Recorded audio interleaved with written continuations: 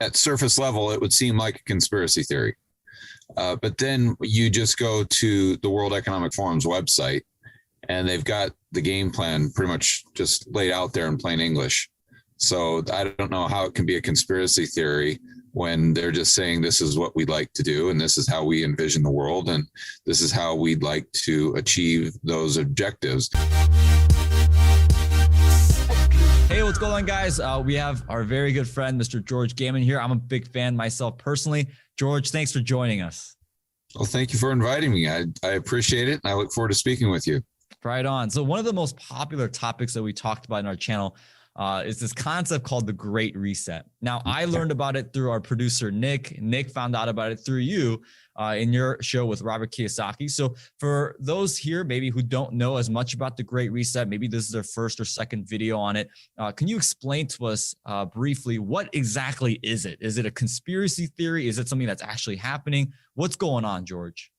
Well, if you hear it at surface level, it would seem like a conspiracy theory.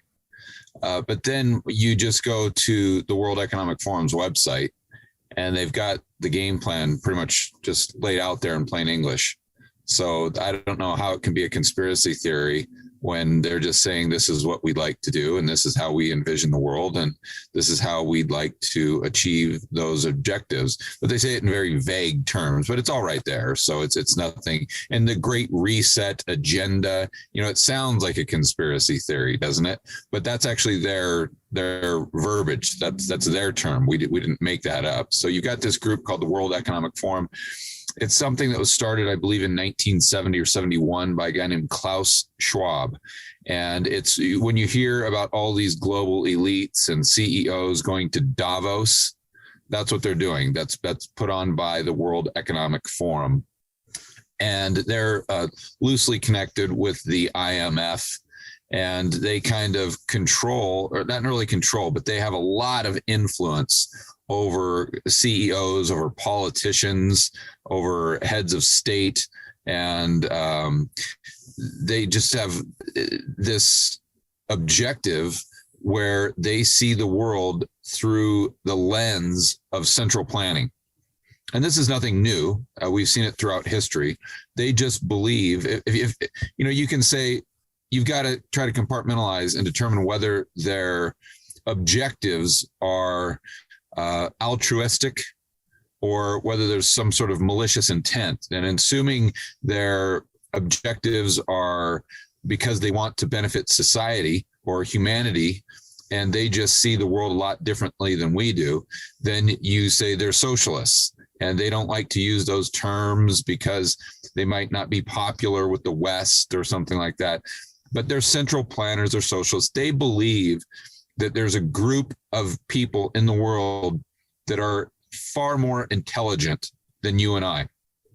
And ordinary people aren't smart enough to make their own decisions. So we need to delegate this decision-making process for not only in your personal life, but also from the standpoint of the economy to these people in their ivory tower that just understand the world far better than you or I ever could. And so we can't leave the world up to these rubes out there in the United States or other places, because they're going to destroy it through climate change. They're going to, through late stage capitalism, they're going to completely destroy industry. They're going to lower the standard of living. And unless we come in, these people who have seen the light, unless we come in and intervene and take control over everything, they're going to completely ruin the planet Earth, and society at large is going to become poorer as a result of us not taking control.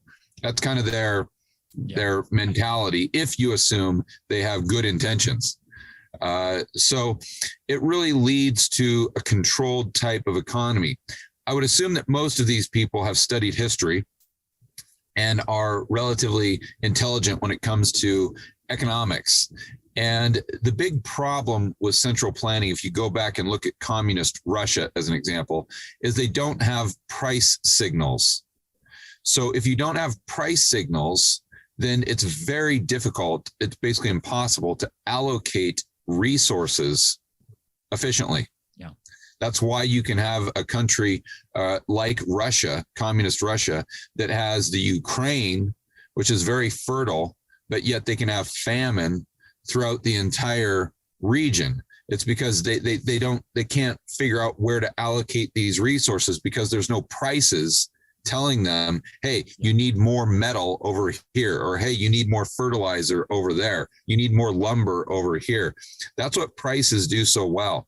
The average person doesn't understand how important prices and price discovery and signals are in the free market and how beneficial they are. And we could not have what we have today in any economy without prices. And the more you distort those prices, the more you distort the economy at large.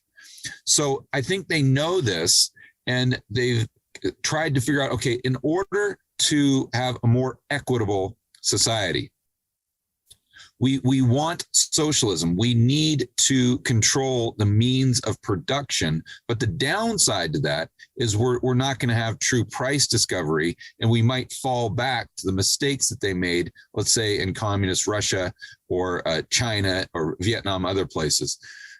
So they haven't come out and expressed this, they haven't said this explicitly, but I think if you connect the dots by reading a lot of the material they have on their website, you kind of see how they're navigating this game plan. So if your problem is price discovery, then what you need is as much real-time data without the pure price signals as you can possibly get. And now we have artificial intelligence. And that is a technology that's advancing by the day, by the month, by the year, by leaps and bounds. So if you could centralize every single transaction in an entire economy and get that data in real time and then plug it in to your artificial intelligence, then that could potentially tell the central planners where to allocate resources, just like pure price discovery does in free market capitalism. So how would they achieve that objective? Well, if you put me in charge and said, George, this is what you have to do, and I put on my, Dr. Evil hat for a while, I would say, well, you've got to have a central bank digital currency first and foremost, because then all of us have an account with the central bank. So in the United States, we would all have an account with the Fed. Okay, just like the primary dealer banks have an account with the Fed, and they would give you, let's say, UBI. So they'd send you $2,000 worth of Fed bucks, which are basically bank reserves, and they'd have to create some system where those bank reserves were actually legal tender. That goes down a completely separate rabbit hole. But the bottom line is we all have bank accounts there. We get this UBI. We put all of our, quote unquote cash, which is a bank liability. We hold that with the Fed instead of Bank of America, Wells Fargo, or at least goes through Bank of America and then ends up at the Fed. So what they're doing, and that's individuals and businesses. So what they're doing is they're capturing every single transaction in the entire economy through the Fed, and that's being plugged, or could be plugged, into this AI, and that tells the politicians or whatever task force, the economic task force, where that oil needs to go, because they take over the oil industry because they're worried about climate change, or they take over nuclear, or they take over the car production, Ford and GM, or whatever their game plan is. And so that's a way that theoretically you might be able to have and again, these are their words, not mine. Right. You could have the upside of socialism, where you have a more equitable society because government is controlling the means of production, without the downside of wasting all of your economic resources because you don't have good price signals and the data that's coming from those. So that's, and also, they're talking about wanting everyone to live in an urban society, so then they can everything is connected. Through your refrigerator is connected, your car is connected. Well, you wouldn't own a car, but the cars that would be driving around would be connected. Not only that, but but they would have they've talked about having computer chips inserted into your skin. Now they claim that this would be wildly beneficial for health and longevity, because we'd get your heart rate and your cholesterol in real time, and that could go right into the cloud, and your doctor could access that, and this and this and this. But it also goes into this call it cloud that's receiving all of the data from the transactions. Well, your vital signs are going into that as well, along with, they've even talked about having something that monitors your thought patterns. And again, this is on their website. I'm not, I know it sounds crazy, but it's right there if you just look. So your thoughts and dreams also go into this system. And again, that's just more data that they could crunch, that in assuming they have good intentions, that they could use for the benefit of society.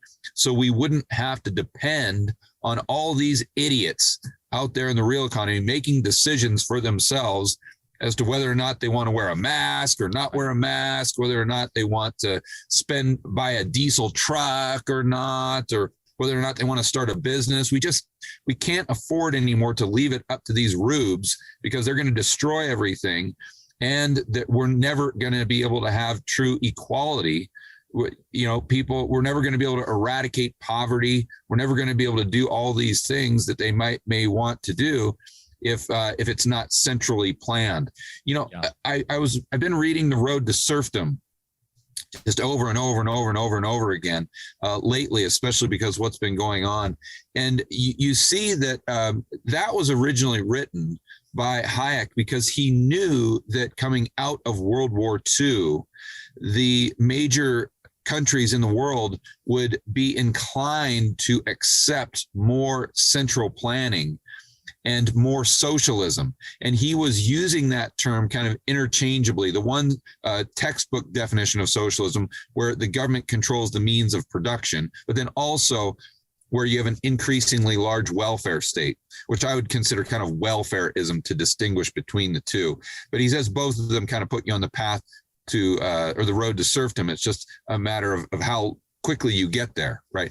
But his book was to combat what he thought would be a narrative, which turned out to be true, of a higher degree of acceptance with central planning. Because the idea was, well, listen, my goodness gracious, we just went to war and beat the Germans and beat the Japanese and did all these things by the government taking control over the military. And that was central planning. And my goodness, look at how well that worked. So if it works great in the military, we have proof right there of the last few years. Why wouldn't it work great with the central planners who control the military to control the economy as well? And then we could, if there's too much profit over here in this business, well, the government should just take it over and they can allocate those profit to people who need it more. And then we can just become better and better and better, and we can evolve as a society. And then we can just live these great lives, this utopian state. So this is their objective. And they have all these kind of different terms they use, but it's taking you to the same end game. Like they always talk about stakeholder capitalism instead of shareholder capitalism, which is just a nonsense way of saying corporatism, more central planning, and we want to be calling the shots. And instead of letting you stupid people choose what charity you want to donate to, we should leave it to the corporations and guys like Mark Benioff, at Salesforce. He's one of these disciples of Klaus. And so we should leave it up to the CEOs to determine where they're distributing profits from a charitable standpoint, instead of distributing those profits to the shareholders and then let them decide. how they want to allocate that money, whether they want to invest or whether they want to donate to some charity. We need to do it for, and it goes back to Atlas Shrugged, even the terminology they use. We need to do it for the greater good. It's always the greater good.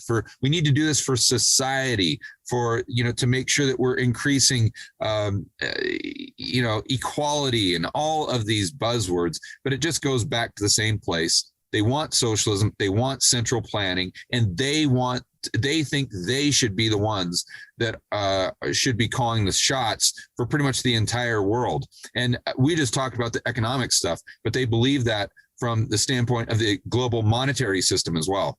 Yeah, no, I mean, I think it spreads not only just with economics, but just social life, political life. I mean, really all aspects of life, in general. So George, you just said a mouthful, right? That's a lot of good material you just said. And you kind of painted us the picture of what is life headed towards, right? What is the desired life of these individuals that they're trying to paint? You mentioned stuff about, UBI, you mentioned stuff about control and, about the chips in our skin to monitor our health. And you alluded to it, right? They're using these terminologies and reasonings that sound great right now.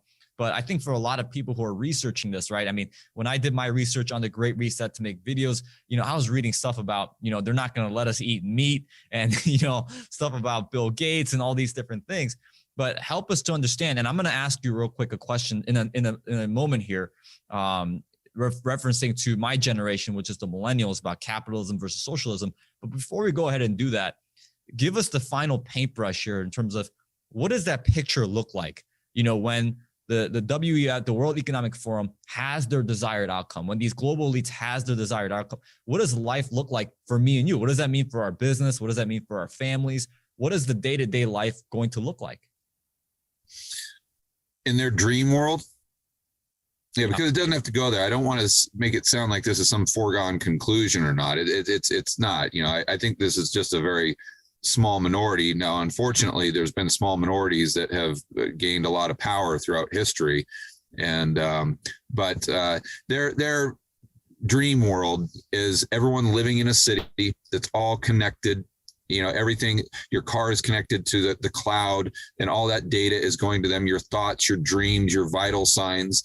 And you don't own anything. One of their sayings, it's kind of like a meme on Twitter, and it comes from them. We didn't make this up. It's you'll own nothing and you'll be happy. So you basically rent everything. You no longer own a car. I just spoke with Eric Peters, who's a libertarian car reviewer, and he believes because of these extreme regulations that they're putting on the car makers, that cars will become so expensive in the future that very few people will be able to afford them. And he believes what they might try to do is the government just buy all the cars from the manufacturers, and then we would rent the cars from the government as we need them. So they'd have this government fleet of Ubers, let's say, that were all autonomous, that were just driving around. So whenever you need to go somewhere, because you live in the city, their dream is that you just take a bicycle everywhere. But if you do have to have one of these crazy cars for some reason, then you just summon it, just like an Uber, but it would be like this government controlled Uber where it shows up and then it's electric, autonomous, you get in, go where you want to go. And of course they're tracking everything and measuring it, determining, where you're going and why. And then they're reading your thoughts as to why you're going there. And then they want these chips connected to your head. So you can, whatever you're thinking about for dinner, as an example, that you won't own any utensils, you won't own any plates, any bowls, anything like that. You'll just think it during lunch, oh my gosh, I'd love Italian food for dinner. And then when you get back to your flat, let's say, that of course you don't own, you're renting from Klaus or whomever, then you take your government electric car back to your house, and then drones deliver your whole little spaghetti plate, and your utensils and everything, and then you just give it back to the drone when you get done with it. Then so you can live in these spaces that are a lot more compact because you don't own anything. They envision that doing the same thing for clothing. and this is their world. It's all electrified, of course, and they don't tell you how they're going to get there.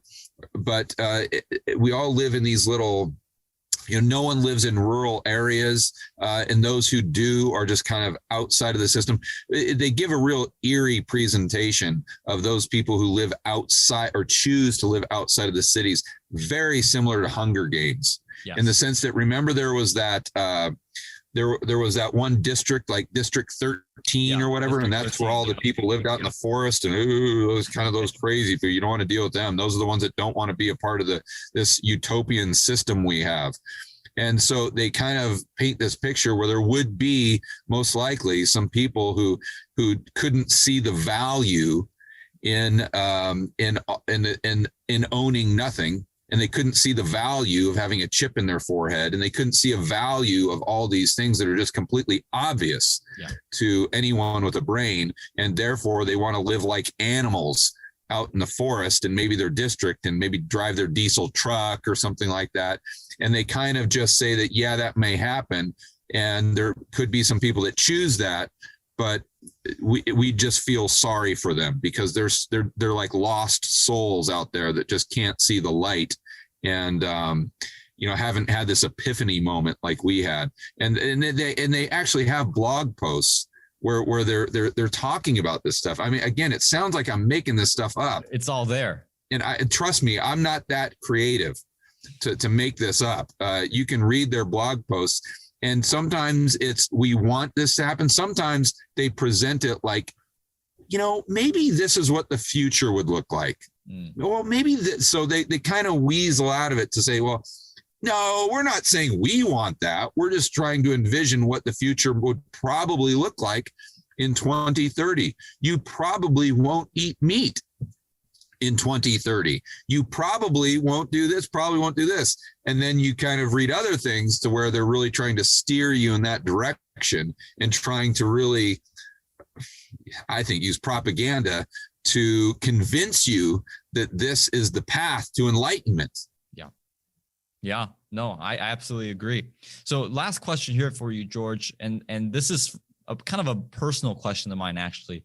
So, I'm a young man. I'm only in my mid-20s, and a lot of my generation, because I belong to the millennial generation. But one of the things that really scare me is that it seems that, with Gen Z and the younger the folks get, it seems that socialism is becoming a little bit more popular in America than it used to be 10 years ago, and 10 years before that, and 10 years before that. So for you, you're a great economic mind. What is your message to my generation and the people watching this right now? Or maybe, a friend is watching this and they have a friend that, believes in socialism or democratic socialism that's around my age, and maybe they're wanting to send this video to those individuals and share it. What would be your message to my generation and younger who says, hey, what's wrong with socialism? What's wrong with everybody being taken care of? And, there's no homeless people, and it's a perfect world, and everyone's nice to each other, and no one's feelings get hurt. What is your message to those individuals? Well, you have to start from a point of realizing that we are imperfect creatures living in an imperfect world. You are never going to eradicate poverty. You're never going to eradicate inequality. It's not going to happen. It's just not the world we live in. Now, maybe once we move on to the next world, or in heaven or whatever you believe in, maybe that's possible, but it's not possible on this planet. Now, we can improve things. So then the question becomes, if you look through history, what has improved these things to the greatest degree? And what's always improved them is free market capitalism.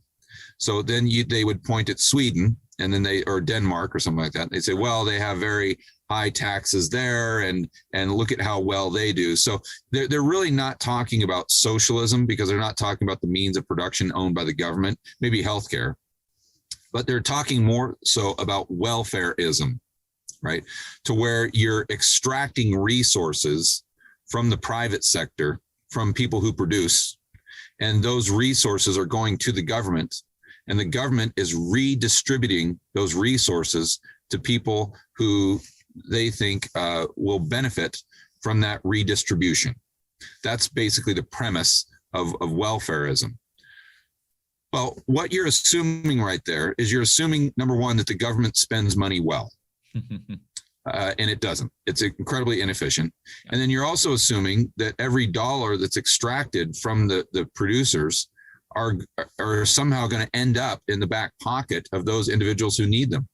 And that's wildly untrue. I mean, look at this last round of, let's say, what was it, $4 trillion stimulus package? How many dollars actually went out as stimulus checks? You know, what was it, 200 billion? Very so low. What's the other 3.8 trillion going to? It's going to the back pockets of the politicians and the cronies and the people who are, you know, we call it the Cantillon effect, because the people who are these political insiders or financial insiders, they're the ones that are getting the 3.8 trillion that eventually we will have to pay for through taxes or inflation. But another thing that it's doing is it's taking capacity for future productivity away from the private sector. So let's just use me as an example here, or you know, an entrepreneur. I'm sure you've got some employees, you've got a producer there that you were talking to. When I retired, I had a certain degree of savings, okay? And that allowed me to front load and start the YouTube channel I did, which when I started my YouTube channel, my payroll right from the beginning, when I had 0 views, 0 subscribers, my payroll right from the get-go was about $5,000 a month, because I still had to pay the editors and do all these things. But I knew that I would be able to build a moat where very few people would be able to compete with me, because to get editors to do the stuff that they do on my whiteboard video would cost like 20 or 30 grand a month. And very few people have that type of capital to invest up front just to start a YouTube channel just for fun. So my point is, from that little YouTube channel and even what I've done prior to that, now we have probably 20, 25 employees that work on not only my real estate projects in Medellin, but work on the YouTube channel, work on this live event, work on the podcast, work on all these things that I'm doing. So and keep in mind, I'm doing this in retirement. I retired in 2012. This is fun stuff for me, right? So let's just say we've got 30 employees there that are working as a result of that capital that I was able to put to work. Okay.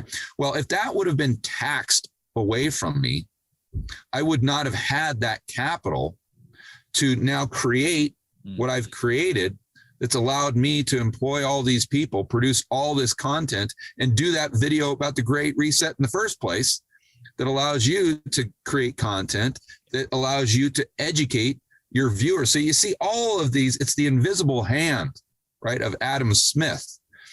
And that would not have been possible if that money would have been taxed away from me, taken by the government, and then given to the individuals who quote unquote need it at maybe 5 cents on the dollar, right? There's so much waste that goes into that. Also, when government spends money, because it does so efficiently, it distorts the economy and it creates malinvestment and a misallocation of resources.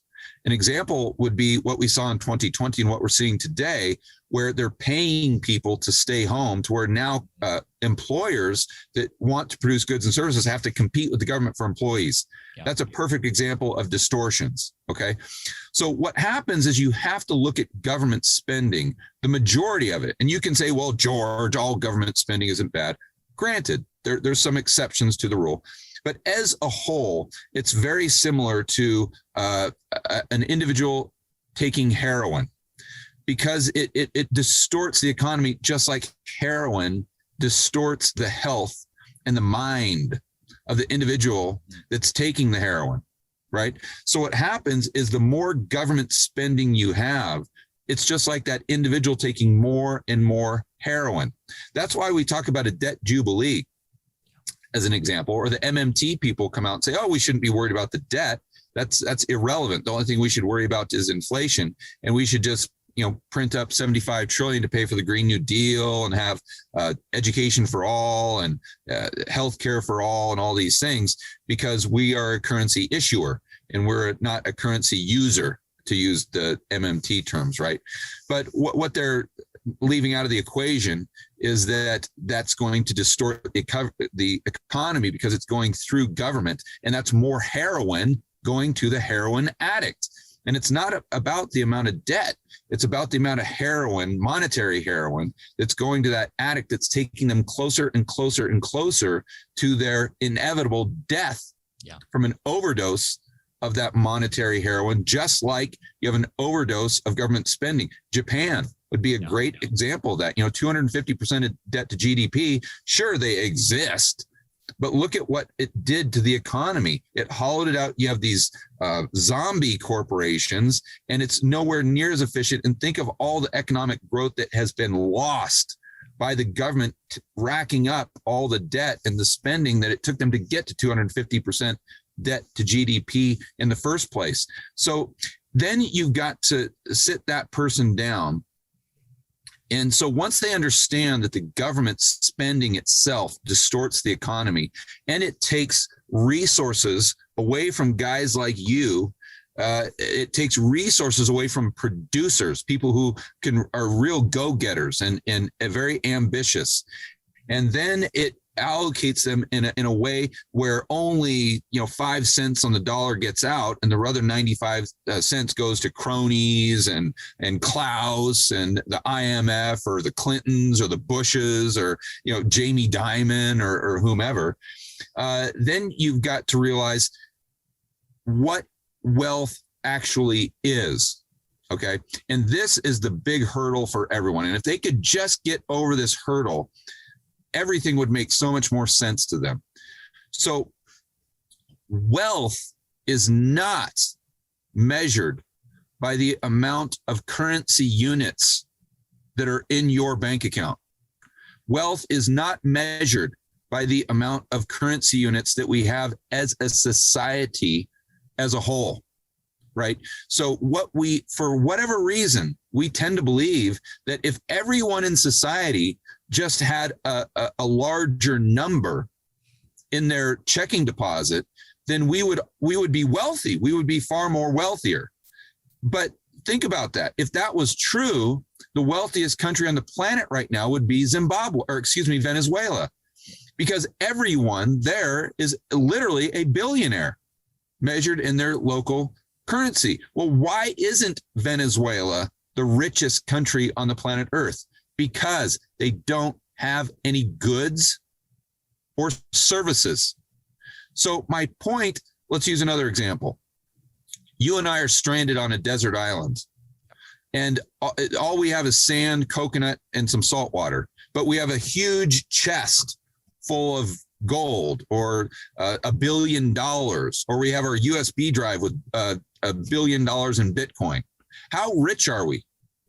We're we're poor because we don't have any stuff. Right. We don't have anything to buy. Right. And so my point is, the wealth of society is measured by how many goods and services it can produce efficiently. So then you have to ask yourself the question, are the objectives or the game plan outlined by those who favor democratic socialism, is that going to create more goods and services, or is that going to create less goods and services? If it creates less, then by definition, society as a whole is going to become poorer. If it creates more, then society as a whole is becoming richer. So if you look at things through that lens, then it becomes clear how that's not a path to prosperity.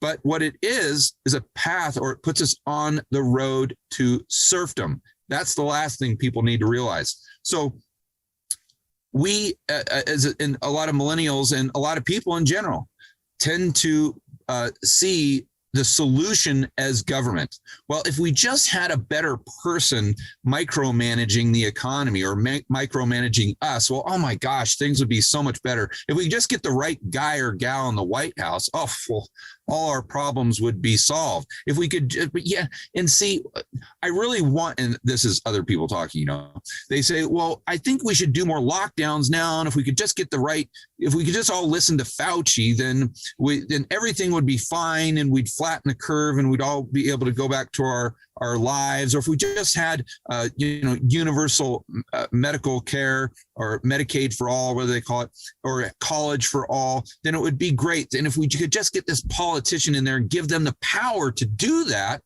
then it would just solve all of our problems. See, this is the mindset.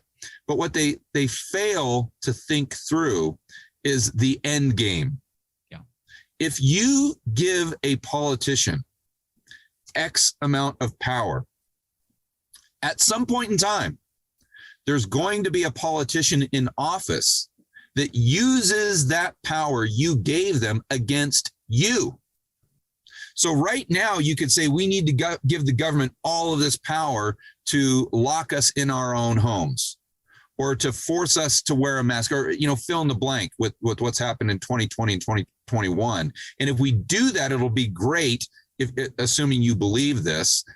But what you're not understanding is, okay, once you give them that power to do something you want them to do, and once you give the people you like that power, they're not giving it back. And although currently there may be people that you like using that power for things you want to do, eventually there's going to be someone there that you don't like using that power for something you don't like either. And most likely it's going to be used against you.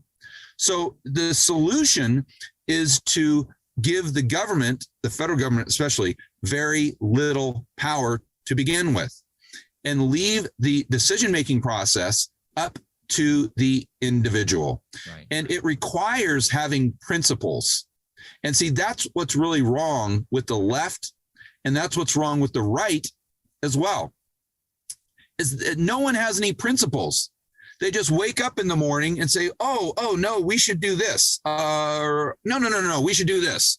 Or we should go to half lockdown. Or no, we should do a curfew at 3 o'clock instead of 10 o'clock. Or, oh, no, we should, the Republicans right now, we shouldn't do 4 trillion in stimulus. We should do 3 trillion. Well, where'd you get that number? Like, what are you talking about? There's no principles at all. There's no guiding light. There's no ethical or moral North Star to where they can say, no, regardless of how I feel this morning, this is what we should do because I know that's best, considering the fact that there is no perfect solution. Capitalism is not perfect. Socialism is not perfect. We've just got to take the dirtiest shirt in the hamper, because at the end of the day, we are all imperfect creatures. Like I said the other day, living in an imperfect world. So you've got to come up with that, the best of the worst solution, right? And if you're able to think things through at that level and have principles, let me give you a good example.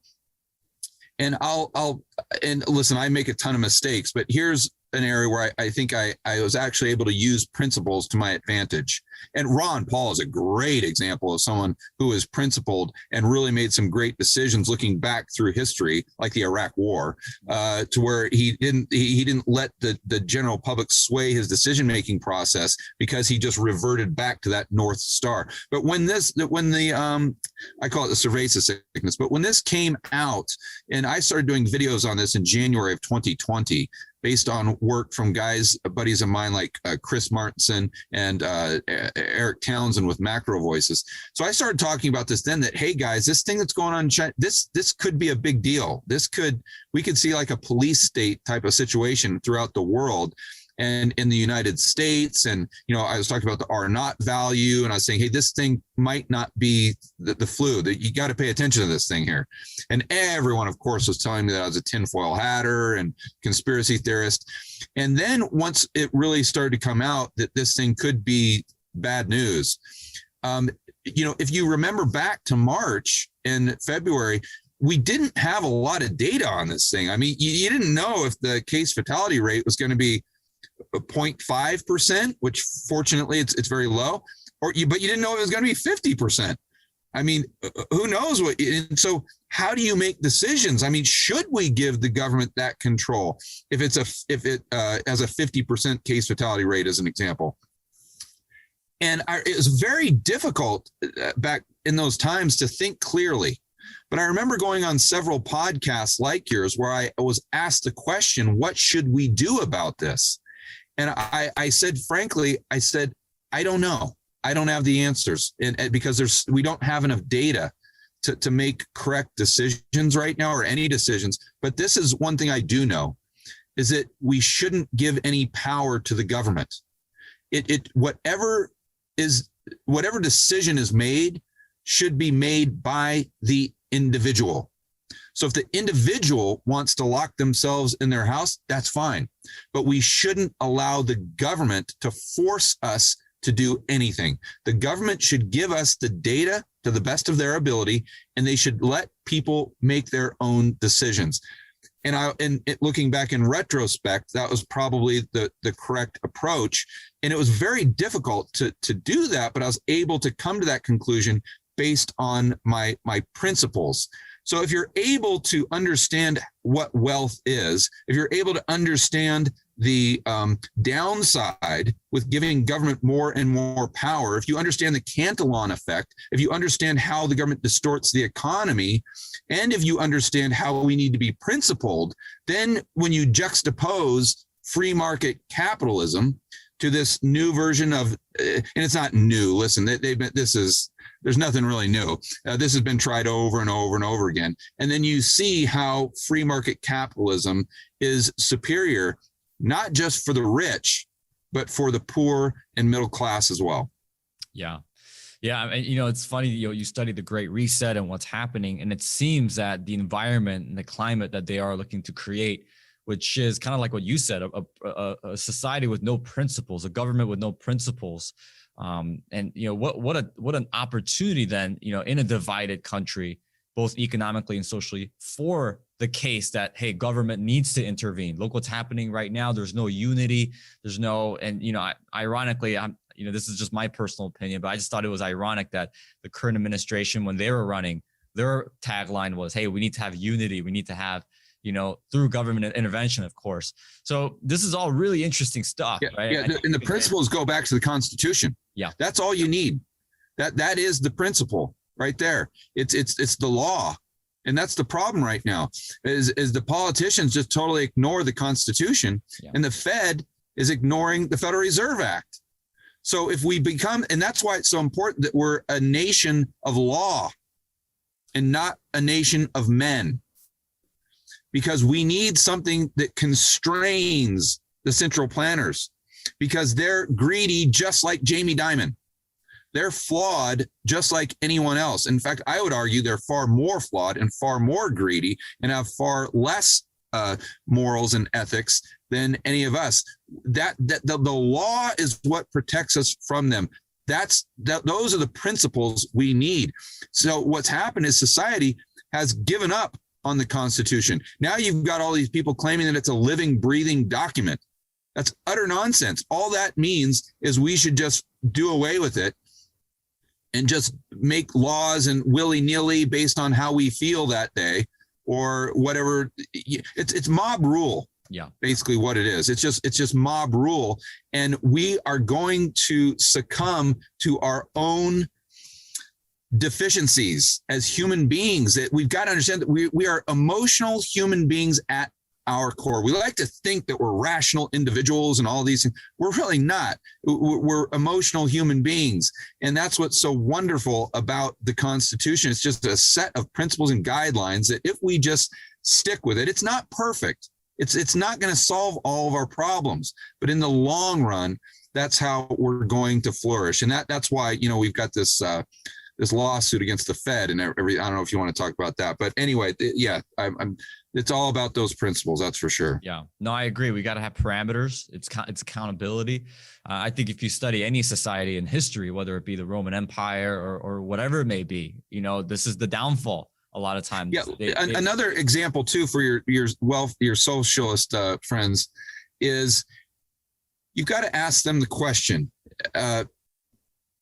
if if Germany, if the government there had very little power, let's say it had as much power as our federal government did back in the late 1700s, basically zero, you know, would there have been a Nazi Germany? Would there have even been a Hitler? Because you see, what happens when the government has so much power is it attracts people who have an insatiable lust for the power to control other people. And if you've got a guy like Hitler who has an insatiable lust to control other people, would he even want a job where he doesn't have any power? You see? So if just using that as an example that everyone can kind of relate to because they know the story, if the German government would not have had any power whatsoever, very, very little power, you would not have had the atrocities that we saw in World War II. I mean, just go back throughout history. How many human atrocities have been created from very little government, and how many have been created from too much government or too much central planning or too much control, i.e. a dictatorship? Right. Yeah, no, you're absolutely right. For what we know, Hitler could have just been a general manager at Volkswagen, you know, had the government been a lot less powerful in those days. Yeah, this is incredible. George, we can create 15 videos based on this conversation, I think. But I think it'd be better if we just directed them to your channel. You know, I think that's a good idea. So real quick, where can they find you on YouTube? I know you got an event coming up, so maybe you want to talk a little bit about that, but where can people find you? Yeah, just you can Google my name. It's George. Typical spelling. Gammon is Gammon, and that will pull up my YouTube channel, my website, and everything I do. We're doing an event called Rebel Capitalist Live. My podcast is called The Rebel Capitalist Show. And it's an actual live event, not a live Zoom event or a live Skype event. It's where you're actually going to meet human beings. What we're meant to do is interact with one another and be social. I think that's what we're meant to do. And that's how we're hardwired. And that's actually, I think, where we learn the most too. Yeah. And it's in Miami, June 11th to the 13th. And I've got speakers. It's your typical investment conference, but we're going to talk about economics, investing, personal freedom, gold, Bitcoin, real estate. I've got Ken McElroy, Jason Hartman, Mark Moss, Jeff Snyder, Brent Johnson. A lot of the people that I interview from my show are going to be there speaking live. We've got cocktail parties. You can network with other like-minded individuals, and you're going to get some great actionable advice. But also, I think it's really important during this time where so many people haven't been able to be social, and they've been just locked up in a cage for the last year and a half, and they might feel as though they're isolated, like they don't relate anymore to any of their friends because they value liberty and freedom, and all their friends just see the world completely different, and they might be kind of a little bummed out and kind of down and not knowing what's happening in the world and just looking for clarity. And I think that's so important why we're doing this, or it's so important we're doing this event now. So to give people the opportunity to get out and realize that the crazies out there, in my opinion, they're a vocal minority. Once you get out in the real world, you see that most people are very freedom oriented, and they don't want anything to do with what's going on, and they just want to live their lives, and they want reduced government, they want small government, they want personal freedom and liberty. And I think that's the most important component of this live event. But the website is rebelcapitalistlive.com. rebelcapitalistlive.com. So what we're going to do is we're going to put both those links, the link to your event and also your channel, in the description. So if you guys didn't catch that, don't worry. Click on the description. You'll be able to find it. George, thank you so much for joining us. Thank you for your wisdom, your insights. We look forward to seeing you soon again. Thank you for having me.